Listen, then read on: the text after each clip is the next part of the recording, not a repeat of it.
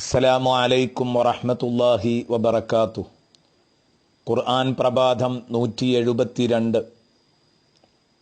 അൽഹംദുലില്ലാഹി റബ്ബിൽ ആലമീൻ വസ്സലാത്തു വസ്സലാമു അലാ സയ്യിദിൽ മുർസലീൻ വഅലാ ആലിഹി വസ്വഹ്ബിഹി അജ്മഈൻ. ബിസ്മില്ലാഹിർ റഹ്മാനിർ റഹീം.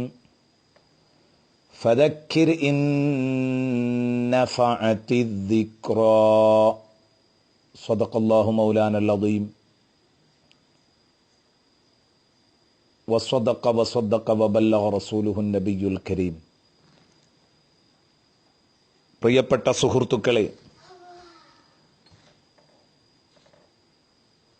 ഇന്നിനി നമുക്ക് ചർച്ച ചെയ്യാനുള്ളത് സൂറത്തുൽ അഅലയിലെ 9-ാമത്തെ ആയത്താണ്. നബി സല്ലല്ലാഹു അലൈഹി വസല്ലമ തങ്ങൾക്ക് അള്ളാഹു ആവശ്യമായ വിഷയങ്ങളെല്ലാം പഠിപ്പിക്കുമെന്നും ആ പഠിപ്പിച്ചതൊന്നും തങ്ങൾ മറക്കുകയില്ലെന്നും അത് പഠിക്കാനും പഠിപ്പിക്കാനും എല്ലാറ്റിനുമുള്ള സൗകര്യങ്ങൾ ലളിതമായ മാർഗത്തിൽ അള്ളാഹു ഒരുക്കുമെന്നും നമ്മൾ പറഞ്ഞു വെച്ചു. സനുഖ്രിഉക ഫലാ തൻസ ഇല്ലാ മാ ഷാ അല്ലാഹു ഇന്നഹു യഅലമുൽ ജഹ്റ വമാ യഖ്ഫാ വനുയസ്സിറുക ലിൽ യുസ്ര എന്ന് പറഞ്ഞതിൻ്റെ ചുരുക്കം അതായിരുന്നു. അതേ തുടർന്ന് പറയുന്നത്, ഇങ്ങനെ അള്ളാഹു എല്ലാ നിലയിലും തങ്ങളെ എല്ലാ സൗകര്യങ്ങളും ചെയ്തു തന്ന് പരിപൂർണനാക്കിയതുകൊണ്ട് മറ്റുള്ള ജനങ്ങളെ നബിയെ തങ്ങൾ പരിപൂർണരാക്കണം. അവർക്കറിയാത്ത കാര്യങ്ങൾ തങ്ങൾ അവർക്ക് പഠിപ്പിച്ചു കൊടുക്കണം. അവരെ തങ്ങൾ സംസ്കരിച്ചെടുക്കണം. അള്ളാഹു തങ്ങളെ പഠിപ്പിച്ചതുപോലെ അള്ളാഹു റബ്ബുൽ ഇസ്സത്ത് തങ്ങളെ എല്ലാ നിലയിലും അതിവിശുദ്ധരാക്കി മാറ്റിയതുപോലെ ഫദക്കിർ ഇൻ നഫഅതി الذിക്റാ. ആകയാൽ നബിയെ തങ്ങൾ അവരെ ഉത്ബോധിപ്പിക്കണം, അവർക്ക് വഅദ് പറഞ്ഞു കൊടുക്കണം, അവർക്ക് ഉപദേശങ്ങൾ പറഞ്ഞു കൊടുക്കണം. ഇൻ നഫഅതി الذിക്റാ. ആ ഉപദേശം ഫലിക്കുകയാണെങ്കിൽ നിങ്ങൾ അവരെ ഉപദേശിച്ചു കൊടുക്കൂ. ഈ ആയത്ത് വളരെ വിശാലമായ വിശദീകരണം ആവശ്യമുള്ള ഒന്നാണ്. ആദ്യമായി ഫദക്കിർ, അവരെ ഉപദേശിക്കണം, അവർക്ക് ഉത്ബോധനം നൽകണം എന്ന് പറയാൻ, വഅദ് പറയണം എന്ന് പറയാൻ, വഅദിനെ കുറിച്ച് വിശുദ്ധ ഖുർആൻ ഇവിടെ ഉപയോഗിച്ച വാക്ക് ദക്കിർ, തദ്കീർ എന്ന വാക്കാണ്. തദ്കീർ എന്ന് പറഞ്ഞാൽ ആ വാക്കിന്റെ അർത്ഥം നിങ്ങൾ അവർക്ക് ഓർമ്മിപ്പിച്ചു കൊടുക്കണം എന്നാണ്. എന്താണ് അതിന് കാരണം? സ്വാഭാവികമായി തന്നെ എല്ലാ മനുഷ്യ മനസ്സുകളിലും പരിശുദ്ധ ഇസ്ലാമിന്റെ സൗന്ദര്യം ബോധ്യപ്പെടുന്ന കാര്യമാണ്. നേരത്തെ അത് ബോധ്യപ്പെട്ടിരുന്നു. എല്ലാ ഹൃദയങ്ങളും അംഗീകരിച്ച ഒരു കാര്യം. പിന്നീട് ചില സാഹചര്യ തടസ്സങ്ങൾ അവർക്ക് നേരിട്ടപ്പോൾ സാഹചര്യങ്ങളുടെ സമ്മർദ്ദങ്ങളുടെ കുത്തൊഴുക്കിൽ ആ സൗന്ദര്യം അവരുടെ ഹൃദയത്തിൽ നിന്ന് നഷ്ടപ്പെട്ടതാണ്. അതാണ് അല്ലാഹു തആല പറഞ്ഞത്, ഫിത്റത്തല്ലാഹില്ലതി ഫതറന്നാസ അലൈഹ. അള്ളാഹു ജനങ്ങളെ ശുദ്ധമായ പ്രകൃതിയിലാണ് പടച്ചത് എന്ന് സൂറത്തുർ റൂമിന്റെ 30-ാം വചനത്തിൽ പറയുന്നത് കാണാം. മുത്തുനബി സല്ലല്ലാഹു അലൈഹി വസല്ലമ തങ്ങൾ പറഞ്ഞ മറ്റൊരു വാചകം നമുക്ക് കാണാം, ഒരു തിരുവചനം കാണാം. കുല്ലു മൗലൂദിൻ യൂലദു അലൽ ഫിത്റ. ഏതൊരു കുഞ്ഞും ഈ ഭൂമിയിലേക്ക് ജനിച്ചു വീഴുമ്പോൾ അവൻ ഒരു വിധത്തിലുമുള്ള ചീഞ്ഞു നാറിയ ആശയവുമായിട്ടല്ല ഇങ്ങോട്ട് ജനിച്ചു വീഴുന്നത്. എല്ലാവരും ശുദ്ധമായ പ്രകൃതിയിലാണ് ജനിച്ചു വീഴുന്നത്. ഒരു കറുത്ത പുള്ളി പോലും അവിശ്വാസത്തിൻ്റെയോ അരുതായ്മകളുടെയോ ഒരു കറുത്ത പുള്ളി പോലുമില്ലാത്ത ശുദ്ധമായ കണ്ണാടിച്ചില്ല് പോലെ തെളിഞ്ഞ ഹൃദയവുമായിട്ടാണ് ഏതൊരു കുഞ്ഞും ഭൂമിയിലേക്ക് ജനിച്ചു വീഴുന്നത്. ഫഅബവാഹു യുഹവ്വിദാനിഹി ഔ യുനസ്സിറാനിഹി ഔ യുമജ്ജിസാനിഹി.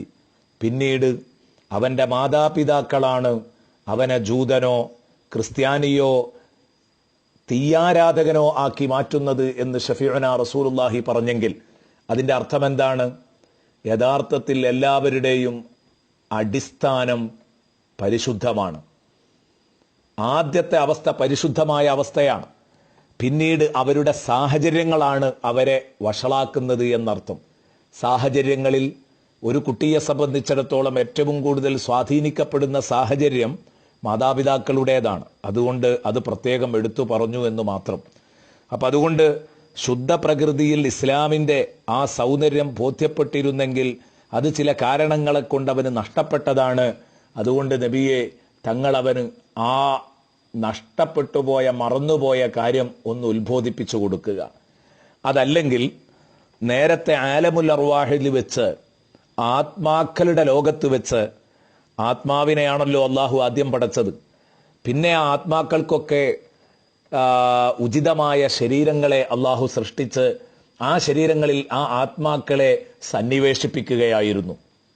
അപ്പോൾ വർഷങ്ങളോളം ആത്മാക്കൾ ശരീരമില്ലാതെ ജീവിച്ച ഒരു കാലമുണ്ട്. അതാണ് സത്യത്തിൽ നമ്മുടെ ഒന്നാം മരണം. ഞാൻ പലപ്പോഴും സൂചിപ്പിച്ചിട്ടുണ്ട്. അപ്പോൾ അന്ന് ആലമുൽ അർവാഹിൽ എല്ലാ ആത്മാക്കളെയും പടച്ചിട്ടതിൻ്റെ ശേഷം അല്ലാഹു തആല ആ ആത്മാക്കളോട് വാങ്ങിയ ഒരു കരാറുണ്ടായിരുന്നു. വഇദ് അഖദ റബ്ബുക മിൻ ബനീ ആദമ മിൻ ദുഹൂരിഹിം ദുർരിയ്യതഹും വഅശ്ഹദഹും അലാ അൻഫുസിഹിം അലസ്തു ബിറബ്ബിക്കും.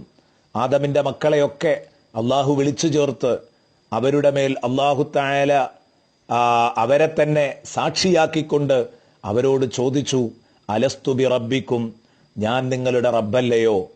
അപ്പോൾ ഖാലു, അന്ന് ആത്മാക്കളുടെ ലോകത്ത് വെച്ച് ഒരൊറ്റ നിഷേധിയും ആ കൂട്ടത്തിലില്ലായിരുന്നു. അല്ലെങ്കിൽ വികലമായ മതക്കാരില്ലായിരുന്നു, ഇസക്കാരില്ലായിരുന്നു, പ്രത്യയശാസ്ത്രക്കാരില്ലായിരുന്നു, നിരീശ്വരവാദിയോ യുക്തിവാദിയോ ഇല്ലായിരുന്നു. തീർത്തും അന്നുണ്ടായിരുന്നത് ഒന്നു മാത്രമാണ്. അതെന്താണ്?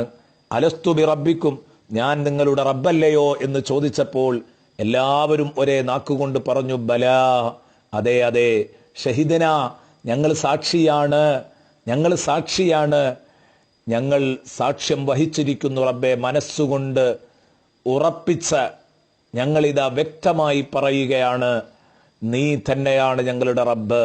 അള്ളാഹു പറഞ്ഞു, എന്തിനാണ് അന്ന് ആലമുൽ അർവാഹിൽ വെച്ച് ആത്മാക്കളുടെ ലോകത്ത് വെച്ച് നിങ്ങളോട് ഇങ്ങനെ ഒരു ഉടമ്പടി കരാറ് വാങ്ങിയതെന്നറിയുമോ?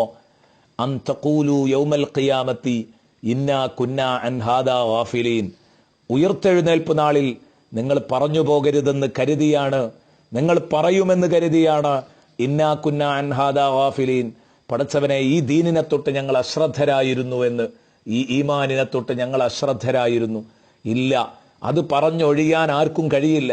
അപ്പോൾ അന്ന് ആലമുൽ അർവാഹിൽ വെച്ച് ആത്മാക്കളുടെ ലോകത്ത് വെച്ച് അള്ളാഹുവിനോട് സമ്മതിച്ചു പറഞ്ഞ ആ കാര്യം മറന്നുപോയി. പിന്നീട് അത് ശരീരവുമായി ബന്ധപ്പെട്ടപ്പോൾ ആത്മാക്കൾ ആ കാര്യം മറന്നുപോയി. അത് ഓർമ്മിപ്പിച്ചു കൊടുക്കലാണ് ഫദക്കിർ. അപ്പോൾ മുത്തുനബിയുടെ പണി നേരത്തെ അള്ളാഹു ബോധ്യപ്പെടുത്തിയ ഒരു കാര്യം അത് ഇടയ്ക്കിടെ ഓർമ്മിപ്പിക്കലാണ്. അതുകൊണ്ടാണ് അള്ളാഹു അവന്റെ വിശുദ്ധ ഖുർആനിൽ ഇടയ്ക്കിടെ പറയുന്നത് എത്ര തവണയാണ്. അഫലാ തദക്കറൂൻ, എത്ര വട്ടമുണ്ടിത്. ലഅല്ലക്കും തദക്കറൂൻ, എത്ര ആയത്തുകളുടെ അവസാനമുണ്ടിത്.